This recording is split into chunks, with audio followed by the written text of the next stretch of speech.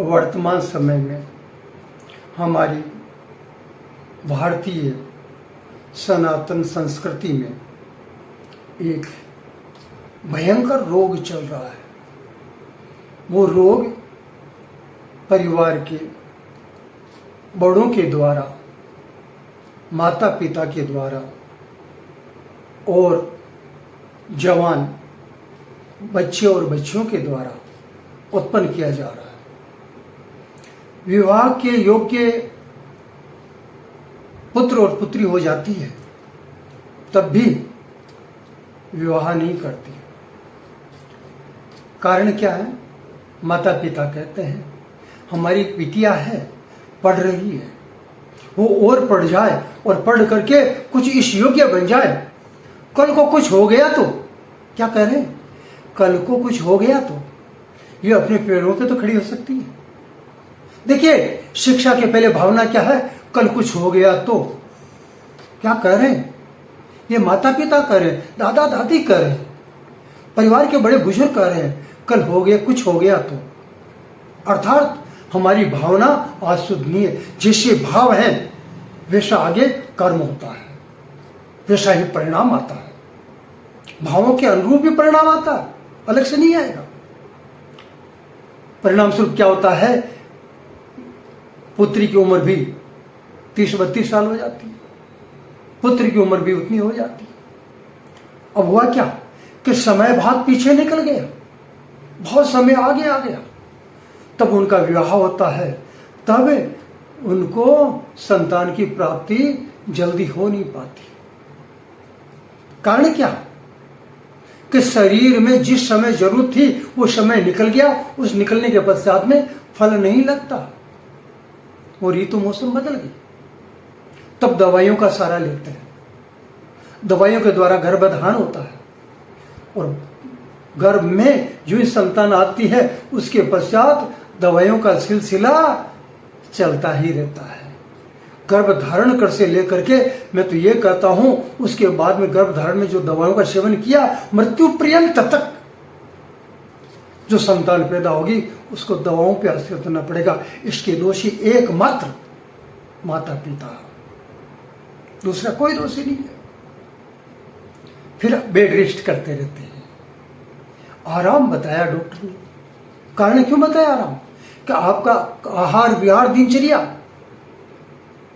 जो हमारे धर्म ग्रंथ कहते हैं उनके अनुसार नहीं है। परिणाम स्वरूप शरीर में अनेक प्रकार के रोग उत्पन्न हो गए, आपको आराम करना पड़ रहा है और उस आराम के साथ में अनेक प्रकार की दवाइयों का सेवन करना पड़ता। परिणाम स्वरूप गर्भस्थ शिशु के शरीर पर, मस्तिष्क पर हर प्रकार से दुष्परिणाम अंकित होते हैं। जन्म हो गया तब से लेकर के फिर ये चलता रहता है। हे संसार के नवयुवकों, आप अपने आप को समझो। विवाह की जो उम्र है उस उम्र में विवाह करके समय पर संतान उत्पन्न करो, जो जीवन में कभी रोगी नहीं होगी और जो धर्म ग्रंथ के अनुसार अगर आप उत्पन्न करेंगे तो उससे जीवन में कभी भी वो भोगी भी नहीं होगी और कभी भी उसके भाग्य में किसी प्रकार की कमी नहीं होगी। इतना छोटा सा कार्य है, मगर हमारी शुरुआत गलत। फिर क्या होता है कि आगे चले गए, संतान उत्पन्न हो गई, पति पत्नी में झगड़ा शुरू हो गया। क्यों झगड़ा शुरू हो गया? दोनों शिक्षित हैं, दोनों कमा रहे हैं, अब संतान को रखने वाला कोई नहीं। माता पिता को साथ में रखना नहीं चाहते। सास ससुर जो है लड़की के, बहू के माता पिता अच्छे लगते हैं, वो आ नहीं पाते, वो वृद्धाश्रम में या वो अपने घर में। आज के माता पिता अपने अपने घरों के अंदर में नाग की तरह धन संपत्ति की रक्षा कर रहे हैं, बाकी उनका कोई औचित्य नहीं है। न वो राम का नाम ले पाते हैं और न किसी प्रकार का दूसरा अपने जीवन का जो अनुभव है उसको लुटा पाते हैं। सिर्फ केवल नाग बने हुए हैं। और माता पिता क्या करते हैं? दोनों झगड़ा करते हैं, उनमें विवशता आ गई। कारण क्या? दोनों का अहंकार प्रबल हो गया। दोनों शिक्षित हैं, समर्पण भाव बिल्कुल नहीं है। उसका प्रभाव उस संतान के ऊपर में पड़ता है। जब इस प्रकार से भाव उनके ऊपर पड़ता है तो इसके लिए भी एकमात्र दोषी है माता पिता।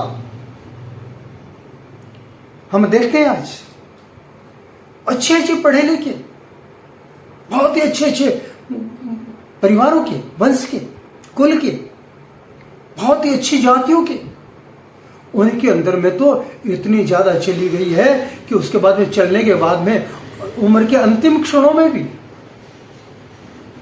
वो जो है सामंजस्य नहीं बैठाते, समर्पण नहीं करते।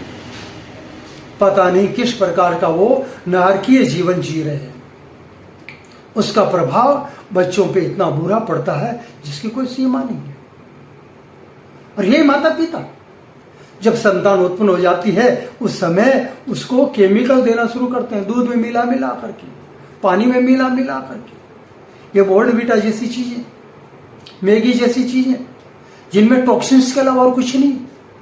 ये जितने भी पेय आते हैं मार्केट में ये सब टॉक्सिन्स के अलावा कुछ भी नहीं है, जिनको पिला पिला करके बच्चों को जो है शारीरिक मजबूती भी देना चाहते हैं और दिमाग भी मजबूत करना चाहते हैं। परिणाम स्वरूप वो तो नहीं होता है और अनेक प्रकार के रोग हो जाते हैं, जिसके कारण से उनके अंदर में कुंठा उत्पन्न हो जाती है, मंदबुद्धि हो जाते हैं और एकाकी जीवन रहने वाले होते हैं। नकारात्मकता उनके शरीर में बढ़ जाती है।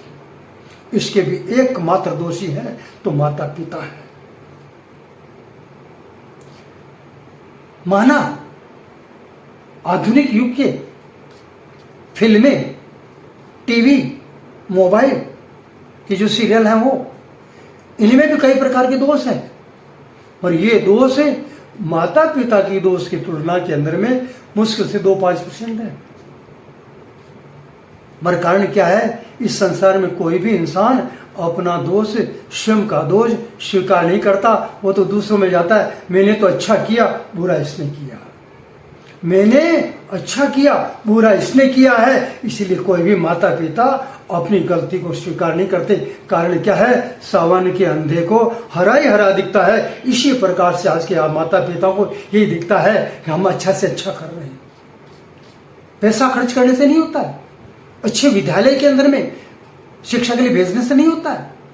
उनका जीवन का सांगोपांग विकास तो परिवार से, माता पिता से होता है, जो आज उनको मिल नहीं रहा है और हम दोष दूसरों पे निकाल रहे हैं।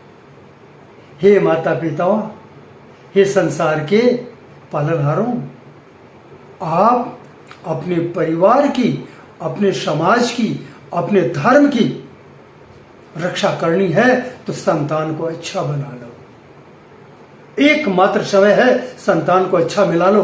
कम खा लो, गम खा लो और संतान को योग्य बना लो। मैं तो फिर यही कहता हूं, कम खा लो, गम खा लो, संतान को योग्य बना लो। अन्यथा कल वो समय आएगा जब आप अपने घर की चार दीवारी में बैठ करके आंसू बहाने के अलावा आपके पास में कुछ भी नहीं बचेगा। परिणाम स्वरूप क्या होगा वो आप समझ सकते हैं। इसीलिए पुनः आग्रह करता हूं, अपने धर्म ग्रंथों में जिस प्रकार से एक माता पिता की जिम्मेदारी बताई गई है, एक संतान की जिम्मेदारी बताई गई है, उस प्रकार का कार्य आप प्रारंभ करो, तभी आपका कल्याण होगा, आपका उद्धार होगा। भगवान राम जी के जीवन की कहानी घर घर में छाने लगेगी। भगवान राम के जीवन की कहानी घर घर में छाने लगेगी। होगा प्यारे आनंद ही आनंद, बस फूलों की वर्षा सुहानी होगी। जय सिया राम।